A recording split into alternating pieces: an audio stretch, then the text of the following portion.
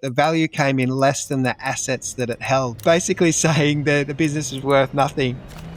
Welcome to Make It Ambitious, the podcast for bold thinkers, doers, and leaders who refuse to play it small. I am your host, Big Moser, strategist, creative entrepreneur, and conversation junkie. Each episode, I sit down with industry disruptors, creative founders, and corporate game changers to discuss the strategies, mindsets, and turning points that have shaped their journeys. Whether you're building your personal brand, scaling your business, rewriting your career story, or dreaming up your next big thing, this space is your permission slip to go all in, because playing small was never the plan.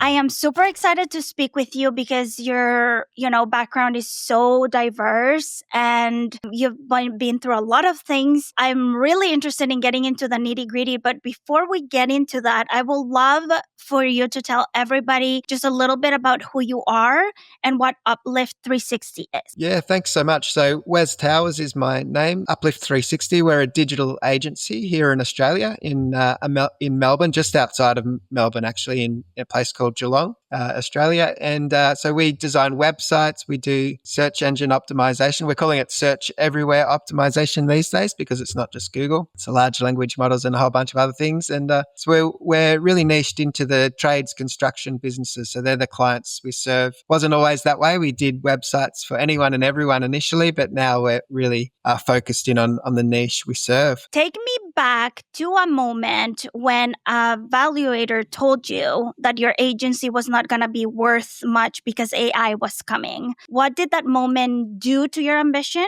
and your identity and your career in general? Yeah, it was a really tough time and a real kick in the teeth, it felt like at the time. So it was about 3 years ago now, maybe just over. Everything in place for the business that was doing really well and all the signals that would help to get a great valuation done. So reliability, the business has been operating a long time. It's over 20 years. But it was the rise of AI, and people were realizing it had the potential to disrupt lots of businesses. And certainly the valuer said, my business was vulnerable to AI because potentially it could wipe a business out like mine. And people don't buy uncertainty. So if they're buying a business, which is a value of a business, they want some level of reliability. And so there was just so much uncertainty and disruption and a lot of noise, particularly. And it's still going on. But, a few years ago when it was just starting to take shape, people were really concerned. So the value came in. I don't know how this is possible, but the value came in less than the assets that it held, which is, don't know how that's possible, but basically saying the business is worth nothing. So, so it was, as I said, a real kick in the teeth at the time, but a real wake up call as well to think about, okay, what does AI actually mean to my business? What are the risks? How do I use it to advantage? But also to think about my ambition of what I want the business to be and what are my personal values and convictions, and how do I make my business serve me the personal values, convictions, the things that I enjoy doing. I wanted them to be in the business because I think as founder-led businesses, they're usually a reflection of who we are as a person. So it was a real time to think about technology and AI and what we could do to enhance what we're doing, but also to double down on the human aspect of business. I love human connections and talking to people and relationships and all that side of things. So to focus on those human touch points was a really key thing that I've done since that point in time. You've been building your business for 20 years. Were there any specific fears that jumped at you initially and then if that happened, what happened after that? But how was that process for you exactly? We all knew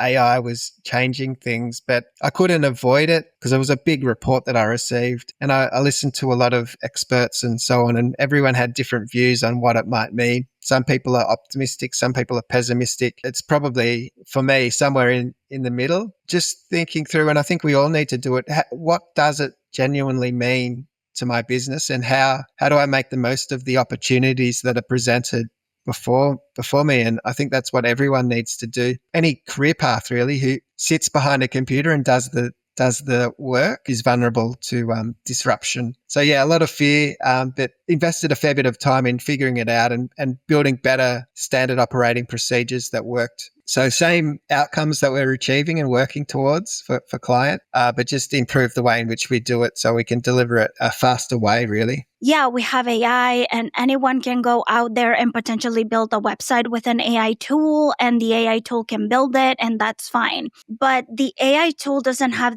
the 20 years of experience that you have. The AI tool doesn't understand people like you understand people. And those are the values that you will bring to the table that people cannot get by themselves. No matter how much they ask AI, it cannot replace the humanity. So you said you've completely rebuilt Uplift 360 from where it started. What was the first uncomfortable pivot that you had to make in this reinvention? Yeah, so the reworking of the standard operating procedures, so all the team follow a fairly regimented process, so the outcome was always consistent. It was something that I always wanted to set up in business. I read the 𝐘𝐸 a long time ago when I started the business, and it speaks about systemizing things. So I the love that outcome book. is yeah, it's brilliant, isn't it? And the way it's presented in story form. It took a fair bit of time and investment to rework all of those standard operating procedures to get to the same outcomes. But the challenge also is that the tech is changing as well. So we'll need to keep evolving those standard operating procedures where we had them consistent for a long time. The software stack and so on that we were using. So things have adjusted a lot.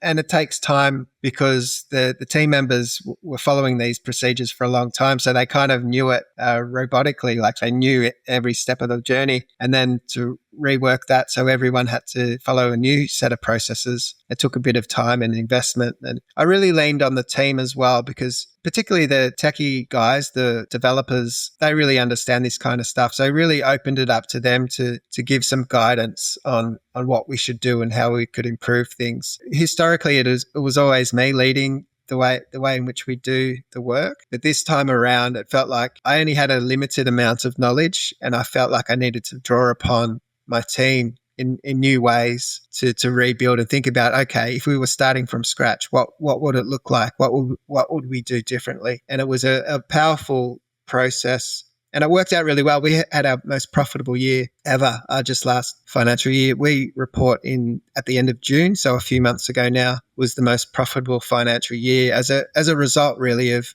rebuilding and reshaping the way in which we work. That's incredible. Congratulations about that. Super Thanks. happy for you. Tell me, I'm curious because you said, you were so used to how you did things and you were steering the ship and you were the one who knew best. And now that's a little bit more, so you got to rely on your team members a little bit more. How was that pivot for you? How was that process for you? I think it was a new level of leadership, really. So I guess when I started the business, I had pretty much no leadership skills as such. And so I knew how to do the work. And so the way it kind of evolved was I ended up just modeling everything on how I would do things. And so I delegated aspects of what I was doing.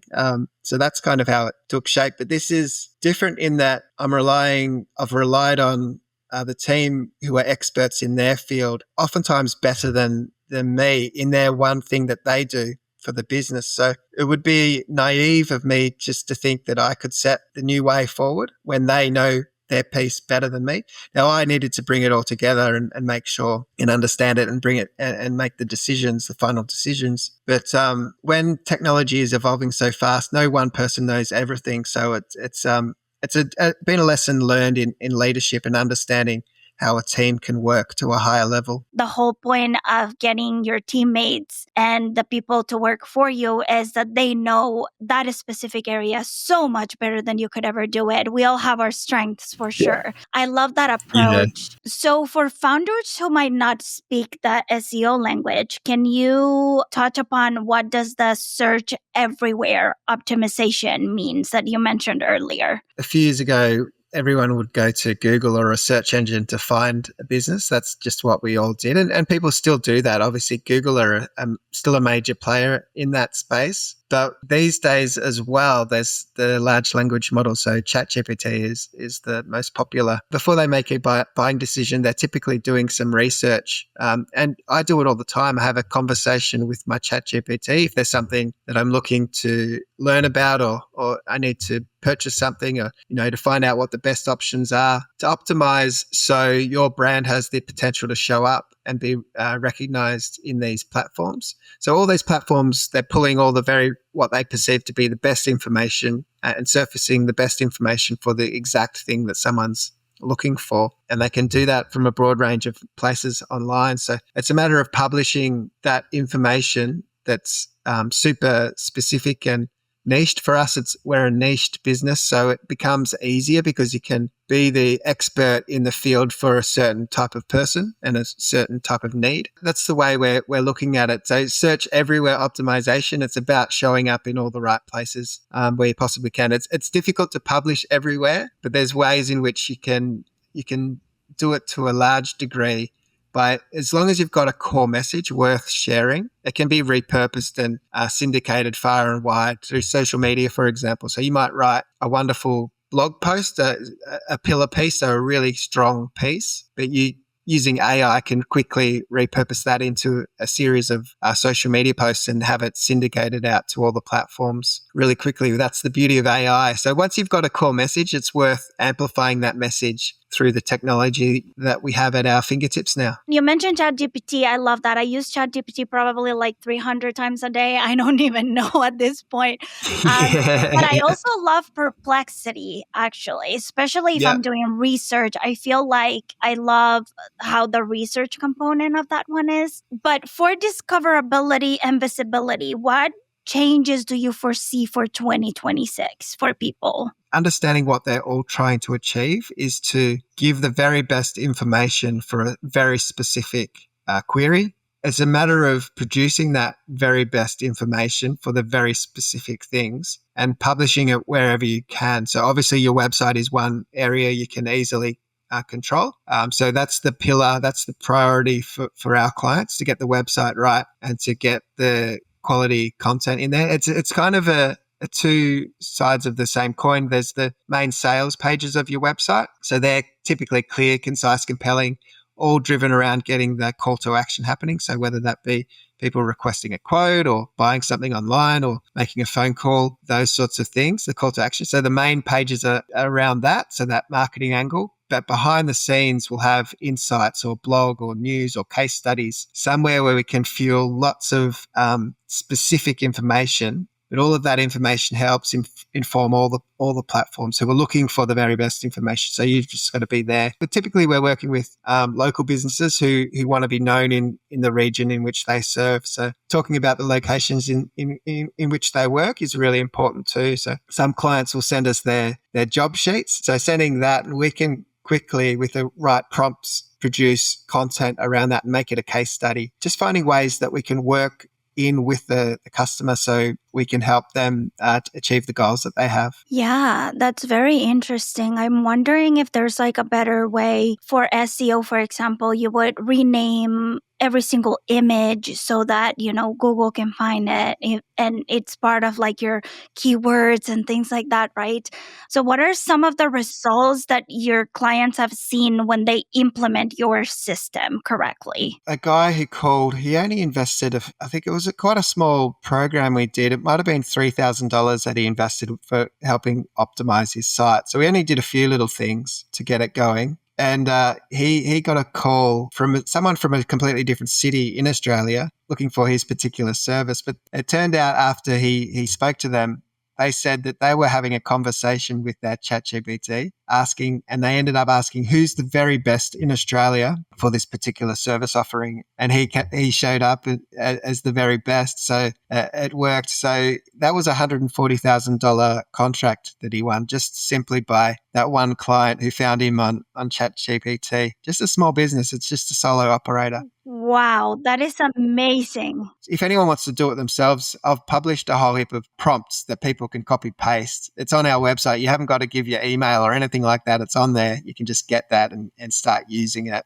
right away. So things are changing so fast as well. So it's we need to adjust the prompts as well as things progress, no doubt. But they're working really well right now. Just the fact that you just mentioned that there can be very small tweaks that offer some big payoffs for your clients. Like imagine like this person got the contract for you and for your clients. This is not only niche, but also like location based as well. But they are still showing up for other people because of such a good job that you did at positioning them the right way that now they're still getting the contract even though they're not even in the same city. You mentioned to me that you're candid about boundaries and burnout. How can ambitious people build authority without burning themselves out down to the ground? It's hard to step away from your business sometimes when you're so passionate about what you do and trying to achieve. So it's really important, I've found, to have people in my corner, other business people who run different businesses to me, but just to have a sounding board. So to keep me level-headed and to step away from the business directly, but to have conversations around what I could be doing better or differently, or taking stock of what you're trying to achieve, because it's so easy just to get stuck in the day-to-day that you don't realize there's a better way forward until someone sort of highlights it to you. So that's been really helpful to make sure that I stay connected with a group of friends that I feel are smarter than me in a whole lot of ways. Remember to step away from the business, because when you're refreshed, you'll achieve so much more. Certainly early days, I spent a lot of time on the business and just trying to just hustle, just doing the hustle to get enough work to create a good enough income. But those days, I don't need to do that anymore. I've got systems, I've got team. I can rely upon the team. I can step back and guide the ship rather than try to do everything on my own. It's been a real blessing. I understand what you're saying, that there's a point where start the hustle, you start your business, you're getting it going, and you have to do most of the things yourself. But as soon as you start delegating things and letting things go, and like you mentioned earlier, you get your systems well organized and in place, there's a point where you have to let it go and let it see what it does and let people do their thing and not be in their way. So a lot of business owners and creators themselves overthink their content and they never chip it. And I know you were talking a lot about blogs and social media and all of that. So what systems can be helpful for people to create consistently, even though they don't like really feel like it? Have you found anything that has helped your clients do that? Yeah, definitely. So it can be really difficult, but to come up with something fresh, because business people typically, they're so busy doing the work that it's hard to go and create the content. But if you can create a way in which you can make it part of your daily habit, that's the ideal. So I mentioned before, some people just send their job sheets and we create content on their behalf, case studies. There's another guy, I had a really tough time understanding exactly what he did because it's quite specific and it's something that I hadn't experienced before. But he was having a tough time explaining it. He's super busy. So even finding the time to have a conversation around what he did so we could produce content and get him found and all of that was difficult. But in the end, he ended up videoing the projects as he was doing them. And they were crude videos just on his phone while he's in the truck. I don't know if he should be doing it, but whilst he's in the truck, he was explaining what he was doing, why he was doing it, what the benefits were for the customer, where he was working, so the locations, and just showing me exactly what he did as he did it. He found that easier to communicate. He ended up using the videos on YouTube and so on. They're pretty rough and ready, but they serve his purpose. So they were the videos, but from the video, we could use the transcript to just take the transcript and repurpose that into blog posts, which were quite detailed and, case study style blog posts. And from that, those blog posts can be repurposed quickly, really, really quickly with AI. So all of a sudden, from one piece of information, which was relevant and valuable for him, the video, we've got a whole series of content pieces and he hasn't got to touch any of it really. He once he's done that first piece of the puzzle for him, the video, then we can take it from there. And it's just a powerful way to amplify a message. You still need to be guiding the initial thought and bringing something new to the table. Otherwise, what some people do is just rely on the AI tool to do the writing and content creation for them, but it's pretty bland and generic because it's just the average sum total of what everyone else has already said. It's just pulling in information and collating it into a new piece and people publish that. But because it's not adding anything new to the online world, it's very rarely going to surface on search engines or large language models because that information is already out there. You've got to bring something fresh. So the stories that are unique to your business, the case studies, the examples, anything that's genuinely yours, your own opinions. There might be things that you do as a business that others don't do. Those unique aspects are really the things that you need to highlight throughout your content marketing. Wow, I'm having such a hard time figuring out how to do content for myself. And you just blew my mind because you were like, he just took it in his truck and he was doing whatever he was doing and he was filming it or whatever he was working on because it's a construction, right? I'm curious for a person who is like a team of one, let's say, what are some other simple little workflows that they might be able to do for themselves to help them out a little before they can hire somebody like you, of course. This collaborations are really powerful. So because you're leveraging someone else's audience as well. So in this instance, I mean, it's you and I having a conversation and hopefully there's some useful guidance in there and ideas. But the beauty of collaboration is that you've multiplied your reach, doubled effectively if there's two people with an audience. So it's you and I sharing reels and content, and so that's why I podcast. So it's just a really powerful way for my business to reach so many more people around the world. We can share that on multiple platforms. It's two of us sharing and just getting exposure to different audiences as well. So there's ways to do it. So this is a cost-effective way of getting messages out there.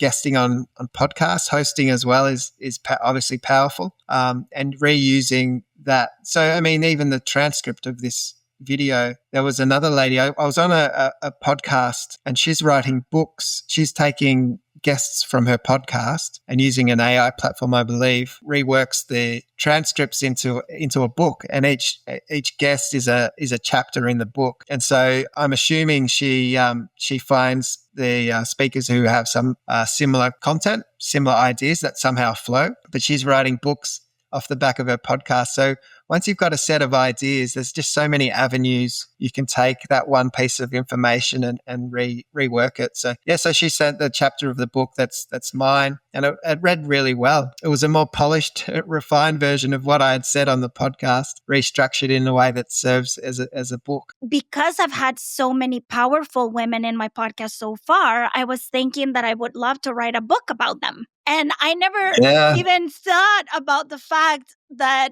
I have interviews with these women.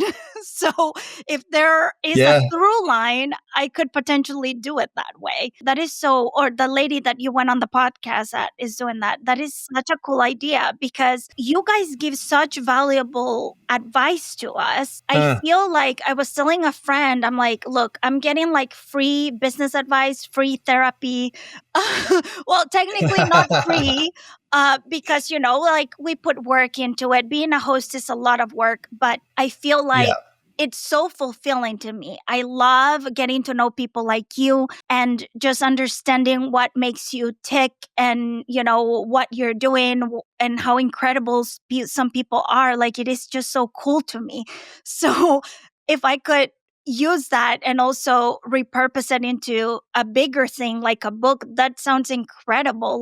I don't know if I might need to borrow this idea from this person because this is such a cool idea. The other advantage of that is, say for example, you're featuring six podcast guests. Well, if they're somewhat of an author or a contributor to the book, well, they're likely to want to sell it or give it to people in their world as well. So imagine 6 people with a book that they can say their information is in, and they're sharing it to all their people. Just imagine the multiplication of six people, 6 guests. Could be really powerful. I didn't even think about that aspect of it, but you're right. You mentioned that you believe AI should amplify trust, not replace it. What does that look like in practice from a business owner, founder, creator perspective? Yeah, so it feels as though there's a massive erosion of trust these days because people realize AI can mass produce content at scale, and it seems to be it reads pretty well and the videos look so realistic now. And imagine, in 6 months' time, how realistic those videos are going to be. So there's a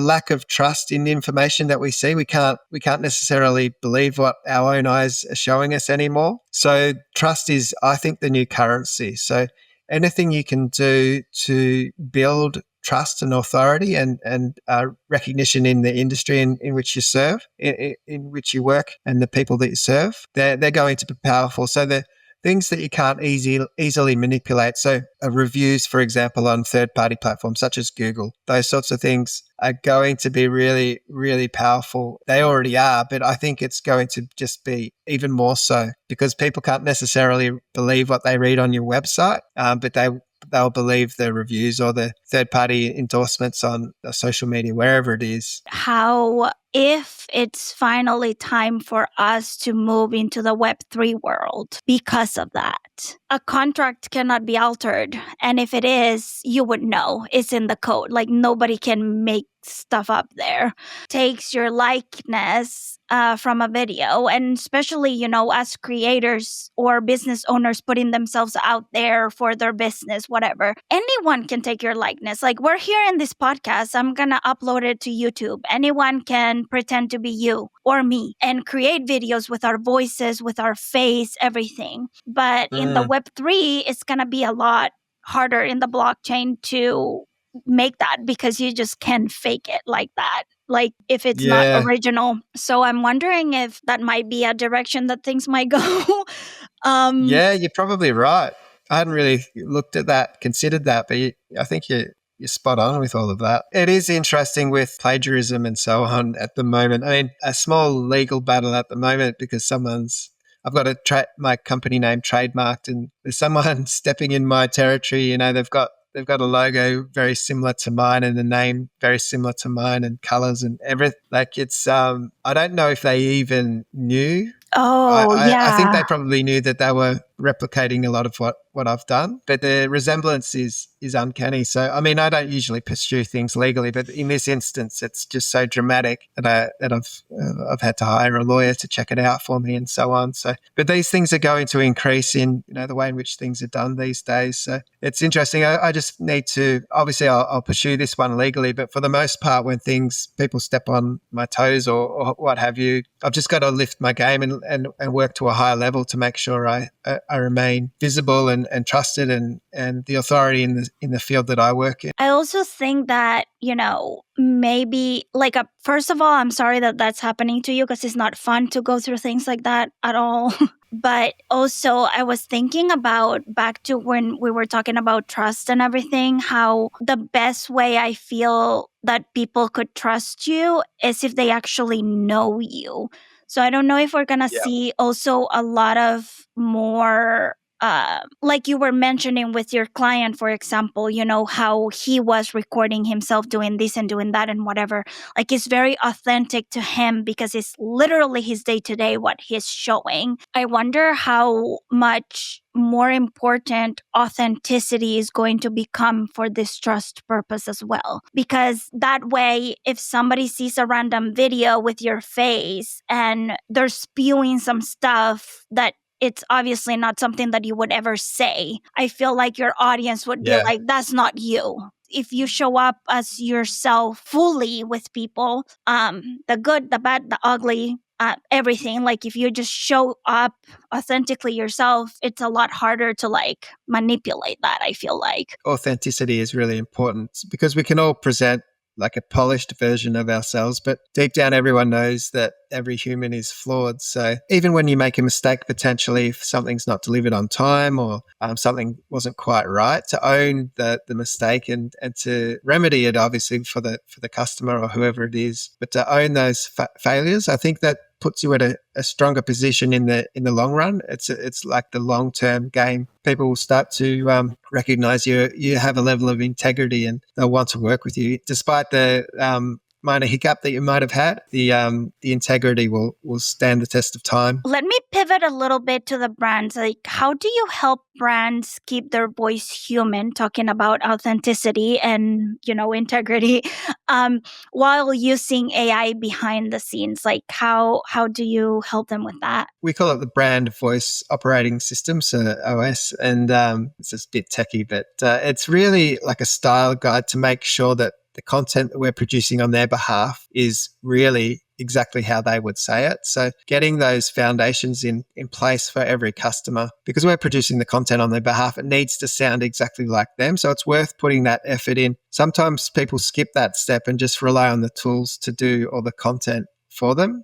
So that's the brand voice. It's the way in which you might say something, but the message obviously is the core thing. So you've got to find a way to make sure the message is uniquely the customer. And that's why the video is powerful. It's his message. It wasn't very polished, but with that in combination with the brand voice, the content that was produced was a perfect match for who he was. And it was authentically his, just in a more refined way. It helps to structure the ideas into a logical sequence so other people can understand it, because the videos were just him talking and a little bit sporadic, I suppose, and not in a logical sequence necessarily. So the AI tools help you to refine it into a structure that makes sense for other people to engage with. Tell me a little bit more about the brand voice OS that you mentioned. Yeah, it's really like a style guide, and a brand style guide for the content writing. So bigger companies always had their style guides for everything that they produced and content writing, and copywriters would use these documents. And I've seen some massive ones for bigger organizations, multiple pages outlining precisely what language to use, how to structure sentences, the tone. It was always a bit of a headache for a copywriter. So they would take these documents on board, and it was so elaborate. They'd read it all, understand it, get busy on the writing. Because it was so prescriptive, it was hard to remember exactly what was in there because there was just so much. And so they'd slowly deviate back towards their own preferred styles. But now you can write some content and then run it through the brand voice operating system. So it's a really large prompt effectively, and it will tidy up everything. So it just makes sure everything's on point and the style is consistent each and every time, because we all have our own preferred way of writing and communicating and so on. And so that's not necessarily in line with the client, the customer. Basically, it's just a massive prompt to make sure everything's kept in that consistent format. That's great. And is that just internal for you, or do you sell that to people for people to be able to go to your website and use the brand voice OS for themselves? Most of the time we're just creating it for internal use. So there's been some clients who have purchased that as a service. So they'll get the document and they'll use it internally. It depends on the nature of the business. So some clients, they'll have a marketing department. They might have a team of people, or they might just be a marketing person within an organization, or at least someone responsible for marketing. They might have multiple tasks on their plate. So giving them the tools so they can use them ongoingly. And it's really helpful. Sometimes it depends on the nature of the business. Sometimes we'll do the blog content writing, and then we'll give them what they need, the prompts, so they can repurpose it really quickly into social posts, for example. Yeah, so there's been some instances where we've sold that as a service standalone, and people have run with that themselves. But for the most part, we're just using it internally. Oh, I see. I think because you and I have a little bit similar background in that sense, I have one for myself, for sure. Even trained my ChatGPT on really funny, really, to some people. But I'm like, I don't think it's funny. I think the more it knows about me and how I want to write and the things I would say, then the easier it will be for it to sound exactly like me almost, so that then I only have to change some wording here and there, and it's just a lot less on my plate. Mine knows my astrology. Mine knows my Myers-Briggs. Mine knows all of these big things that, are for me. And then, of course, it knows what I want the brand to be like, all of that. So in combination with all of that, it helps me write things. You spoke about intentionality and reinvention and boundaries and all of that. What is a legacy that you're building towards for you? Like what do you see your legacy being? It's an interesting question. I suppose I've evolved over the years. I guess being a dad, outside of business, my biggest legacy is if I can leave my children with a good, solid foundation to work from. My eldest son is working with me now 1 day a week, which is, I see that as a legacy move. It's almost like a mentoring opportunities. It gives me an opportunity to see my son because he's nearly 20 now. So it's good to have that connection ongoing and to help guide him. I just made so many mistakes in business in general. And I realize he wants to start his own business as well eventually in a creative endeavor as well. So to have him on board and hopefully mentor him so he doesn't have to make all the same mistakes I did. He'll make his own as well. But if I can guide him, that's real legacy for me to set my kids up in that way. So exciting that your kid is working with you. I love supportive parents. Last question before we move on to the rapid fire ones. For ambitious listeners who, are stuck doubting themselves, what is one next brave step that you think they can take? I think just to always remember that momentum beats perfection. So just to get started and start moving towards that ambitious goal that you have. I think sometimes we just delay. We don't get started because we don't think we've got it quite right yet or we're not quite ready. It's never going to be the perfect time. There's always going to be some reason that you can say to yourself, no, this is not for me now. That'll never change. You just have to get started and start working towards that end goal. Learn on the way and adjust, correct course. The road to success isn't linear. It's kind of like it's a crazy roller coaster ride sometimes, but I think just get started and work from there. I think I needed to hear that from you today too, because I'm always trying to make everything as nice and as perfect and as aesthetic as I know how, of course, because I'm still learning. Okay, so now some just fun rapid fire questions. Like,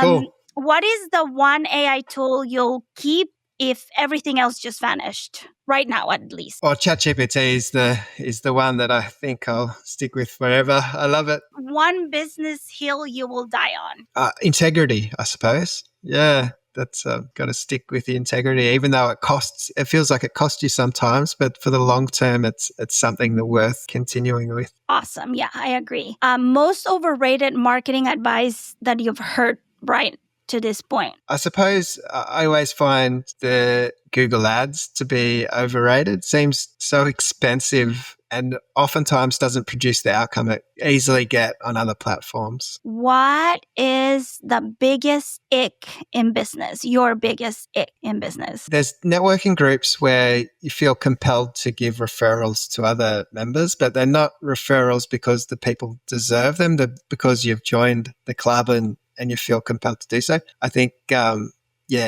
would avoid. I've been in those groups before, and I think I'd avoid that. It just gives me an icky feeling. I feel like you're reading my mind right now because so many of the things you've said have been so helpful for me. And one of the things that I was looking into was joining one of those like business things down here in Miami. So yeah, if they're icky, maybe I need to steer clear of those. Well, it depends on who's in the group, I think, as well. So if you can genuinely refer people to the other people in the group, then that's fine. But if you're giving it the referrals just because you kind of have to, then that's not right. That's not great. Yes. No. Yeah. For sure. I guess I will have to just go to one of the meetings and see and like feel it out with my gut to see. Okay. One thing every ambitious human should try at least once. Probably the thing you fear the most is probably the most useful thing in your life. It feels like that for me in my life. The things that I've feared the most, like public speaking, for example, doing those things, figuring out how to do that is always worthwhile. Those things we fear are holding us back. Wow, my brain is like going. I'm going to go write stuff after this interview. Okay, so your ambition level today, how is it? Calm, caffeinated, or in building your empire type of mode? How are you feeling right now?